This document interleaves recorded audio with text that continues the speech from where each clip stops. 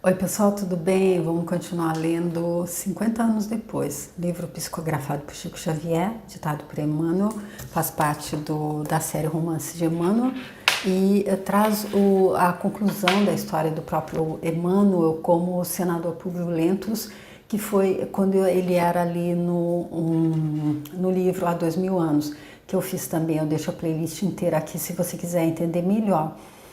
O que foi, quem foi o escravo Nestório, que nós vimos na primeira parte deste livro. Porém, o próprio Emmanuel, que está ditando então a história, explicou que a protagonista desse livro, ao invés de ser ele, como ele foi o protagonista no livro há 2000 anos, aqui seria a Célia. E nós estamos vendo então como é que está se passando, se dando aqui para a Célia enfrentar as provas aspérrimas, como o avô dela, o Quinéio Lúcio disse que seria. Ela que o Emmanuel classificou de um espírito muito iluminado, ele chamou até de anjo, que deu então o sacrifício maior ali pela mãe dela, quando ela foi colocada em uma situação em que ela entendeu que a mãe dela tivesse dado à luz a um filho que não era do pai dela, que a mãe dela tinha sido infiel ao pai dela, e aí ela disse que o filho era dela, por isso ela foi colocada para fora de casa. O pai dela disse, não a matou apenas porque a mãe dela interveio.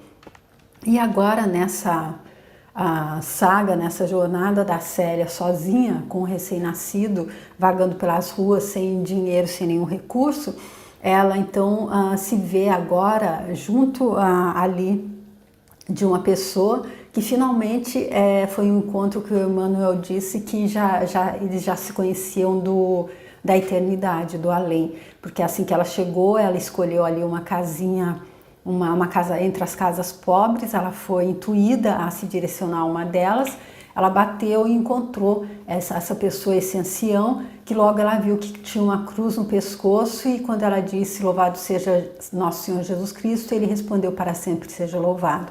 E ali eles se reconheceram como amigos realmente espirituais. Ele disse que ela poderia tê-lo como um pai ou um irmão mais velho. E aí ele conta toda a história dele para ela. Ele tem um nome ali, ele é conhecido como Marinho, porém ele diz que ele sentia tanta verdade nela que alguma coisa fazia com que ele fosse compelido a dizer toda a verdade a ela também.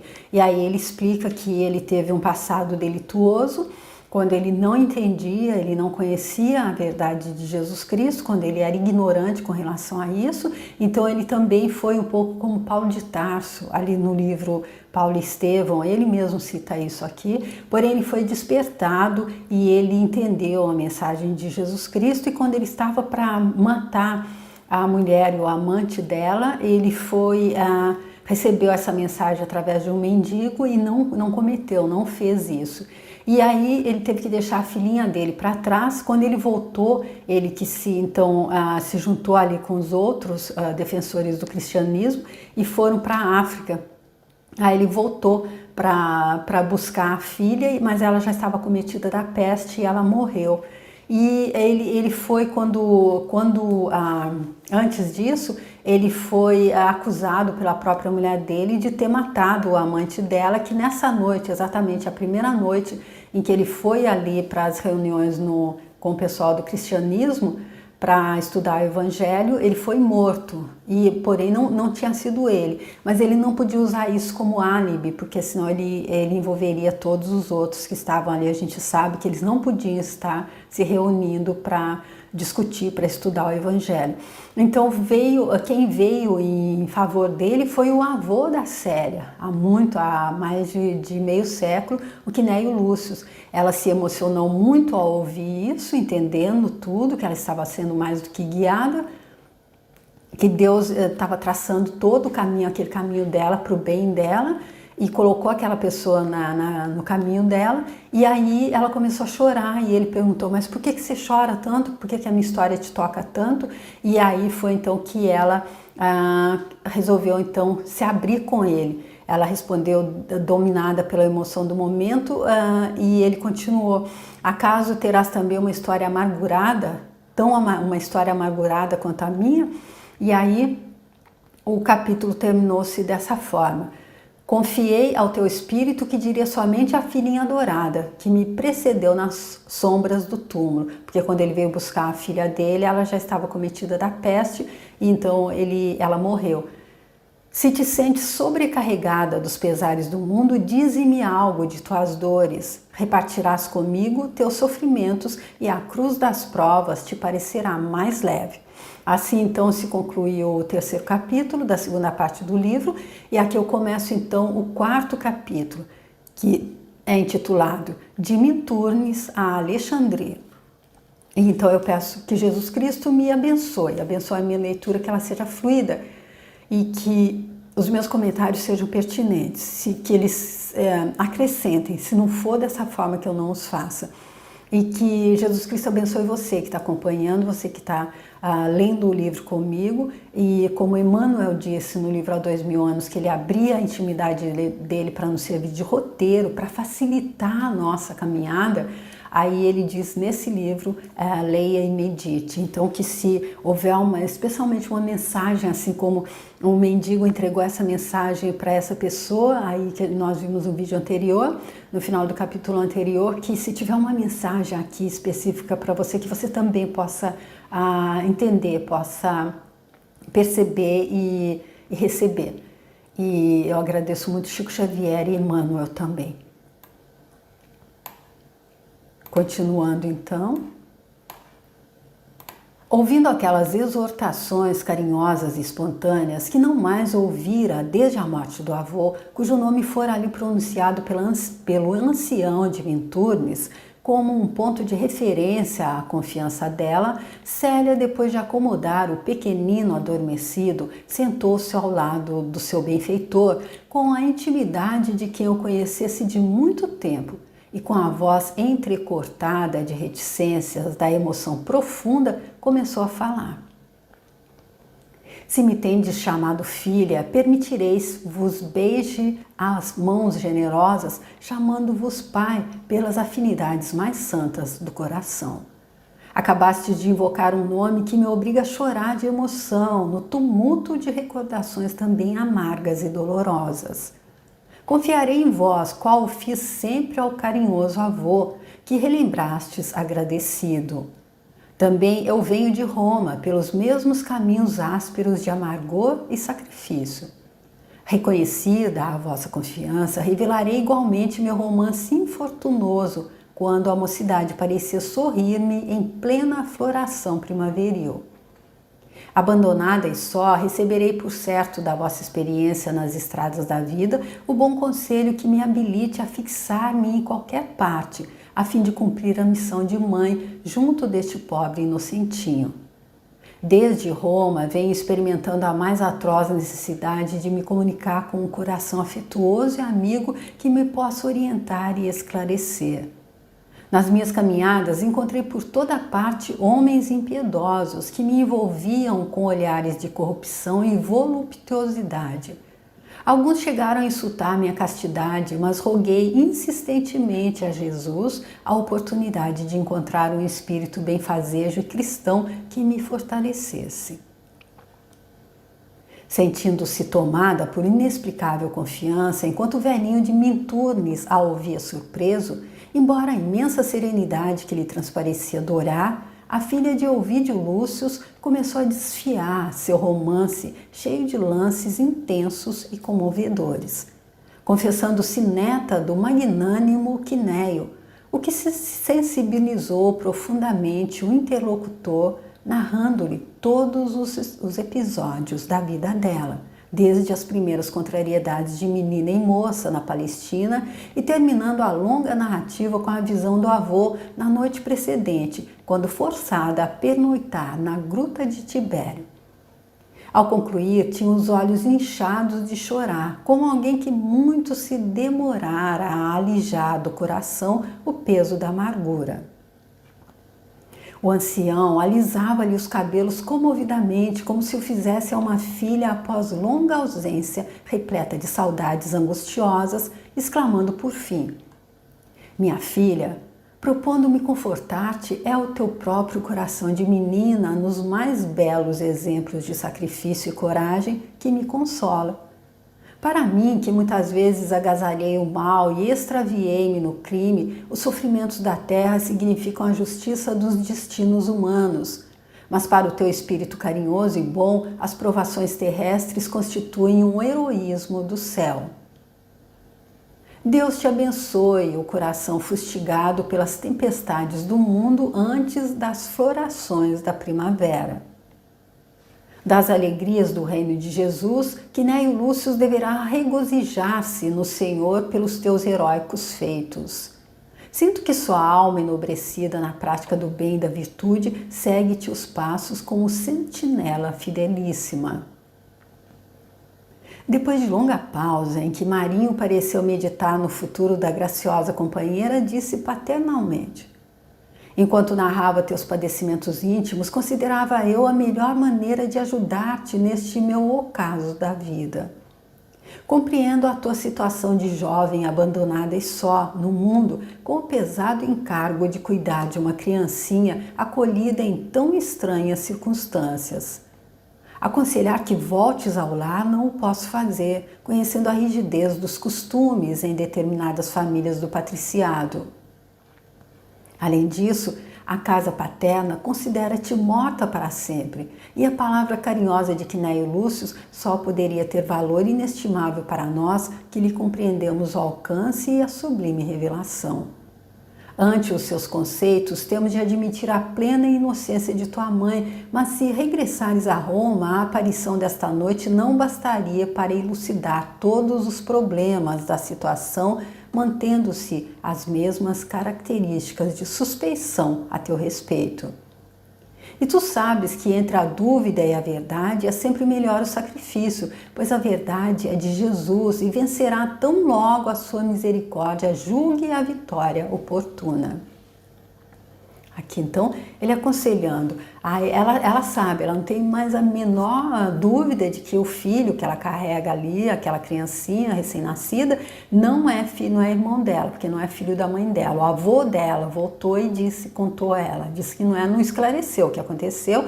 Nós sabemos ali do passado que foi toda uma artimanha montada por aquela que foi a ex-namorada do pai dela, a Cláudia Sabina, que jurou vingança e ela queria, por estar doentiamente apaixonada pelo pai dela, ela queria desmoralizar a mãe dela diante do pai para ficar com ele e não aconteceu isso. Então ela com a ajuda ali da Atéria armou todo o plano, mas isso a Célia não sabe, o avô dela não contou. Porém, ela sabe que o filho não é da mãe dela, não é irmão dela. Porém, ele diz esse esclarecimento não seria aceito lá se ela voltasse, então ele não poderia aconselhá-la a voltar para junto da família dela.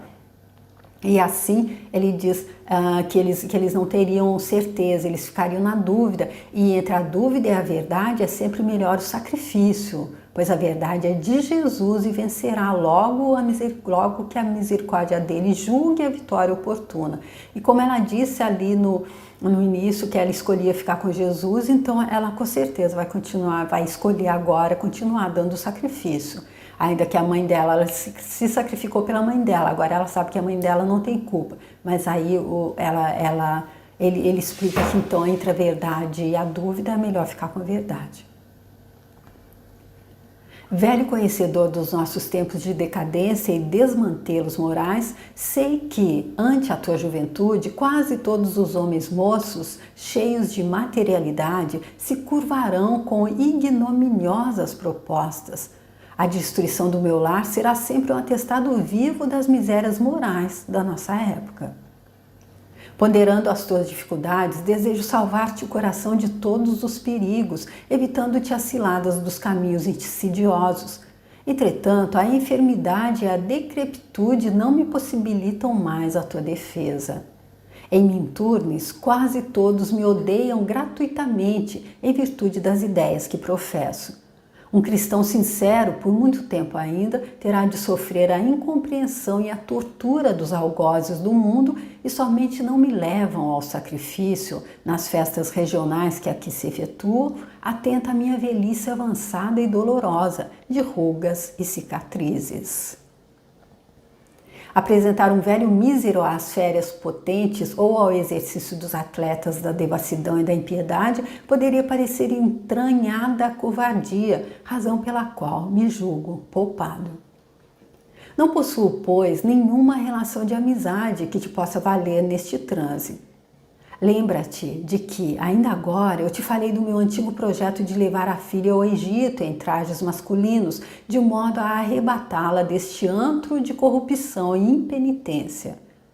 Esse gesto de um pai é bem de um coração amoroso, em franco desespero quanto ao porvir espiritual desta região da iniquidade.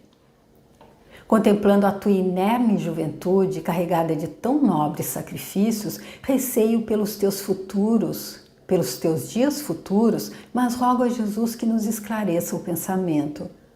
Após alguns minutos de recolhimento, a jovem retrucou: mas, meu desvelado amigo, não me considerais como vossa própria filha? O ancião de Minturnes, no clarão sereno dos grandes olhos, deixou transparecer que entendera a alusão e revidou bondosamente: compreendo, filha, o alcance de tuas palavras, mas estarás sinceramente decidida a mais esse nobre sacrifício? Como não, se em torno de mim surgem as mais tenebrosas perseguições? Sim, tuas ações nobilíssimas dão-me a entender que devo confiar nas tuas resoluções. Pois bem, se teu espírito se sente disposto à luta pelo Evangelho, não vacilemos em preparar-te às estradas por vindouras.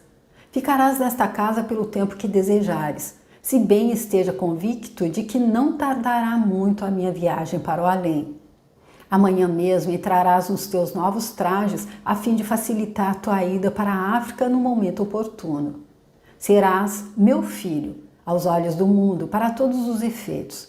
Chamarei amanhã a esta casa o pretor de Minturnes, a fim de que ele cuide da tua situação legal, caso eu venha a falecer. Tenho o dinheiro necessário para que te transportes a Alexandria e, antes de morrer, deixar-te-ei uma carta apresentando-te a Epifânio como meu sucessor legítimo na sede da nossa comunidade. Lá, tendo empregadas todas as derradeiras economias que consegui retirar de Roma nos tempos idos, é possível que não te crie embaraços para que te entregues a uma vida de repouso espiritual na prece e na meditação durante os anos que quiseres. Epifânio é um espírito enérgico e algo dogmático em suas concepções religiosas, mas tem sido meu amigo e meu irmão por largos anos, durante os quais as mesmas aspirações nos uniram nesta vida. Às vezes costuma ser ríspido nas decisões dele, caracterizando tendências para o sacerdócio organizado que o cristianismo deve evitar com todas as suas forças para não prejudicar o messianismo dos apóstolos do Senhor. E aqui um alerta do Emmanuel daquela época, então, sobre o sacerdócio organizado, trazendo então o exemplo do Epifânio, que ele já disse que não tolerava então ali mulheres na irmandade deles. E isso de acordo com ele, seria para evitar com todas as forças, para não prejudicar o messianismo dos apóstolos do Senhor. Mas se algum dia fores ferida por suas austeras resoluções de chefe, lembra-te de que a humildade é o melhor tesouro da alma, como chave mestra de todas as virtudes, e recorda a suprema lição de Jesus nos braços do madeiro. Em todas as situações, a humildade pode entrar como elemento básico de solução para todos os problemas. É mais uma dica do Emmanuel, mais uma que eu estou pegando, que eu estou falando, porque o livro é cheio de dicas, não é? Então, como ele já disse, quando ela perguntou o que fazer, o avô dela disse, se coloca no lugar de Jesus Cristo, pergunta o que é que o mestre faria. E é aquele dizendo, o conselho então do Marinho, esse que agora eles se tratam como pai e filha. Então, ele também recorda a suprema lição de Jesus nos braços da cruz. Então, em todas as situações, a humildade pode entrar como elemento básico de solução para todos os problemas. Sim, meu amigo, sinto-me abandonada e só no mundo e temo o assédio dos homens pervertidos. Jesus me perdoará a decisão de adotar outros trajes aos olhos dos nossos irmãos da terra, mas na bondade infinita dele, sabe ele das necessidades prementes que me compelem a tomar essa insólita atitude. Além do mais, prometo em nome de Deus honrar a túnica que vestirei, possivelmente em Alexandria, a serviço do Evangelho. Levarei comigo o filhinho que o céu me concedeu e suplicarei a Epifânio me permita velar por ele sob o céu africano com as bênçãos de Jesus. Que o Mestre te abençoe os bons propósitos, filha, respondeu o ancião com uma expressão de júbilo sereno. Ambos se sentiam dominados por intensa alegria íntima, como se fossem duas almas profundamente irmanadas de outros tempos, num reencontro feliz depois de prolongada ausência.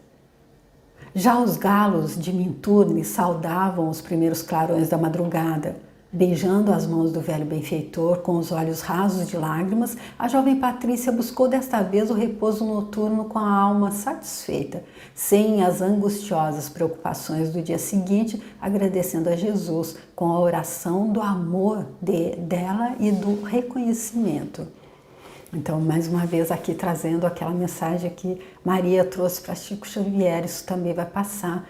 Algumas horas depois dela ter estado ali naquela gruta totalmente sozinha, quando ela viu o próprio cunhado que passou e virou as costas a ela, e ela deixou ali, mesmo ela relegada, ele pensou que fosse a própria sorte, mas ela estava sendo guiada, amparada, e logo o avô dela apareceu para ajudá-la até a trazer confiança e fazê-la pegar no sono. Agora ela já vai repousar ali em um lugar onde ela está muito mais confiante e ela já vê vislumbrar ali o futuro para ela com menos dificuldade. No outro dia, a gente pobre daquele arrebalde de Minturnes ficou sabendo que um filho do ancião chegara de Roma para assistir-lhe os dias derradeiros. Aproveitando os trajes antigos que o benfeitor lhe apresentava para resolver a situação, Célia não hesitou em tomar o novo indumento por fugir à perseguição irreverente de quantos poderiam abusar da fragilidade feminina dela. O velho marinho apresentava aos raros vizinhos que se interessavam pela saúde dele como sendo um filho muito caro e explicando que ele enviuvara recentemente, trazendo o netinho para iluminar as sombras da desolada velhice dele. A filha dos patrícios, travestida agora pela força das circunstâncias num garboso rapaz imberbe, ocupava-se carinhosamente de todos os serviços domésticos, buscando servir ao ancião generoso com a mais desvelada solicitude. Um fato, porém, veio impressionar amargamente o coração sensível de Célia. Fosse pelo trato deficiente que recebera até ali ou pelas privações suportadas em tantas milhas de caminho, o pequenino começou a definhar, apresentando em breve todos os sintomas de morte inevitável. Debalde, o ancião empregou todos os recursos ao alcance dele para assegurar a vida bruxuleante do inocentinho. Tocada nas fibras mais sensíveis do coração em virtude das revelações do avô quanto à personalidade de Ciro, a jovem sentiu no íntimo dorido a repercussão dilatada de todos os padecimentos físicos do pequenino. Desejavam parar-lhe a existência com todas as energias do espírito dilacerado dela, operar um milagre com todas as suas forças afetuosas para arrebatá-lo às garras da morte, mas em vão misturou lágrimas e preces nos seus arrebatamentos emotivos. Contemplando-lhe a agonia, a criança parecia falar-lhe à alma carinhosa e sensível com um olhar cintilante e profundo, no qual predominavam as expressões de uma dor estranha e indefinível. Por fim, após uma noite de insônia dolorosa, Célia rogou a Jesus fizesse cessar, na misericórdia dele, aquele quadro de intensa amargura. Cheia de fé, rogava ao Cordeiro de Deus que reconduzisse seu bem-amado ao plano espiritual, se esses eram os desígnios inescrutáveis dele. Ela que tanto o amava e tanto se havia sacrificado para conservar-lhe a luz da vida, estaria conformada com as decisões do alto, como no dia em que o vira marchar para o sacrifício, exposto à perversidade dos homens impiedosos. Como se for ouvida a sua rogativa dolorosa, cheia de lágrimas de fé e esperança na bondade do Senhor, o inocentinho fechou os olhos da carne para sempre, ao desabrochar da alvorada, como se o coração dele fosse uma andorinha celeste, que, receosa das invernias do mundo, remontasse célere ao paraíso. Então aqui a gente vendo mais uma vez todo o traçado que Deus faz ali, que então o Ciro, que já tinha, ele viu ali que é quem estava animando essa criancinha que veio, que a Célia tomou como se fosse filho dela, quando ela acreditou que fosse filho da mãe dela, para livrar então a mãe dela de todo o castigo que lhe seria impungido pelo próprio pai. E então, quando ela tomou essa criança então para ela não sabia que era o Ciro. E o Ciro, que é aquele amor da vida dela, que foi sacrificado ali junto ao pai dele, que era o Tenório, tá tudo isso nas páginas anteriores. Eu deixo toda a playlist aqui se você quiser ver, para entender tudo. Então ele voltou só com esse objetivo de fazer essa passagem, para que nós vimos ali no último dia em que ela foi visitá-lo, enquanto Ciro ali na prisão, antes dele ser morto junto com o pai dela ali nas festas adrianinas, por ser cristão, ele explicou que teve um sonho e que ele viu ali um lugar incrível, maravilhoso. Ele disse, como eu gostaria de estar aqui com a Célia. E um anjo do Senhor disse a ele, sim, um dia você estará, mas você ainda tem uma grande caminhada pela frente. E aí então aqui ele veio para fazer parte desse caminho. E aí não precisava ficar mais tempo, ele já cumpriu o que ele tinha que fazer, já cumpriu o destino dele, que foi de muito sofrimento, porque nascer e ser colocado ali entre os enjeitados, enfim, uma vida curta, porém com certeza deu um avanço ali na vida espiritual do Ciro, desse espírito que foi o Ciro no passado e agora essa criancinha.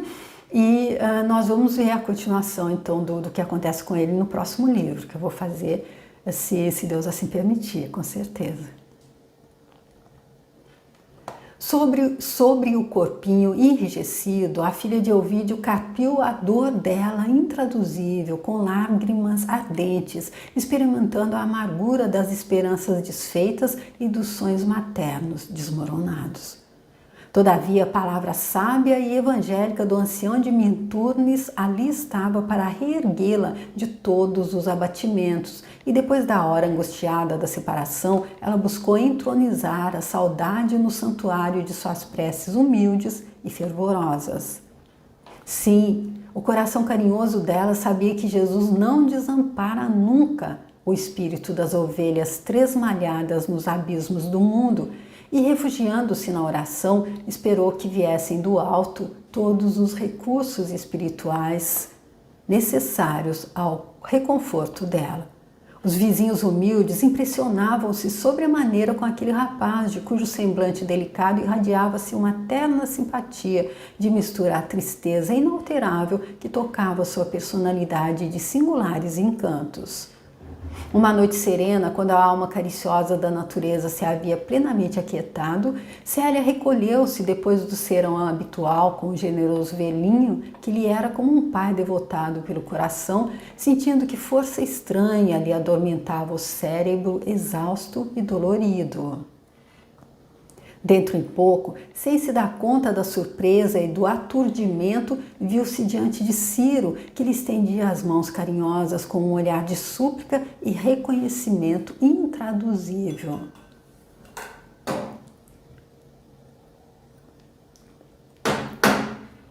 Quanta ajuda, não, para atravessar o que ela está atravessando. Meu Deus, que bálsamo deve ser para o coração quando acontece uma coisa dessa. Agora ela tem um encontro com o Ciro.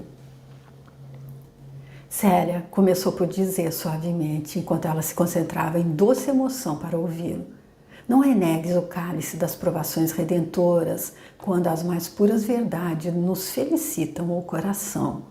Depois de algum tempo na tua companhia, eis-me de novo aqui, onde devo aurir forças novas para recomeçar a luta. Não entristeças com as circunstâncias penosas da nossa separação pelas sendas escuras do destino. És minha âncora de redenção através de todos os caminhos.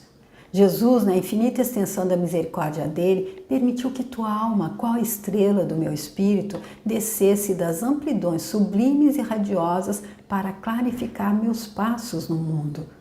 Luz da abnegação e do martírio moral que salva e regenera para sempre. Se as mãos sábias e justas de Deus me fizeram regressar aos planos invisíveis, regozijemo-nos no Senhor, pois todos os sofrimentos são premissas de uma aventura excelsa e imortal. Não te entregues ao desalento, porque antigamente, Célia, meu espírito se tingiu de luto quase perene no fausto de um tirano. Olha aqui então, olha ele dizendo a ela: não te entregues ao desalento, porque antigamente meu espírito se tingiu de luto quase perene no fausto de um tirano.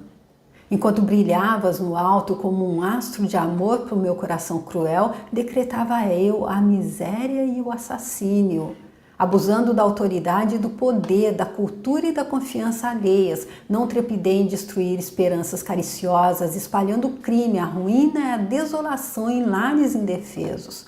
Fui quase um réprobo, se não contasse com teu espírito de renúncia e dedicação ilimitadas. Ao passo que eu descia degrau a degrau a escada abominável do crime, no pretérito longínquo e doloroso, teu coração amoroso e leal rogava ao Senhor do Universo a possibilidade do sacrifício. E olha que linda essa passagem, então, para aquelas pessoas que não entenderam. Tem gente que pergunta, mas e quando acontecem coisas, por que uma criancinha vem assim? Então, olha, ele foi ali enjeitado já, meu Deus, será que Deus estava distraído ali? Ele manda uma criancinha que nasce ali em um lar onde é tão amada e manda outra que é jogada ali num canto, ela é enjeitada, ela já vem bastada e é enjeitada. E aí, ainda assim, não dá a ela a oportunidade de viver, de ter uma vida, ela já morre ali nos primeiros meses, depois de ter sofrido tanto. E aí, para quem entende, eu acredito que todo mundo que está acompanhando, como eu, acredita em reencarnação, senão não tem como, se não acredita fica difícil. E aí como é que a gente faz para voltar, para reencarnar? A gente volta como uma criancinha linda, um inocentinho, como eles chamavam ele, porém olha ele explicando. Fui quase um réprobo se não contasse com teu espírito de renúncia e dedicação ilimitadas. Eu não trepidei em destruir esperanças cariciosas, espalhando o crime, a ruína e a desolação em lares indefesos.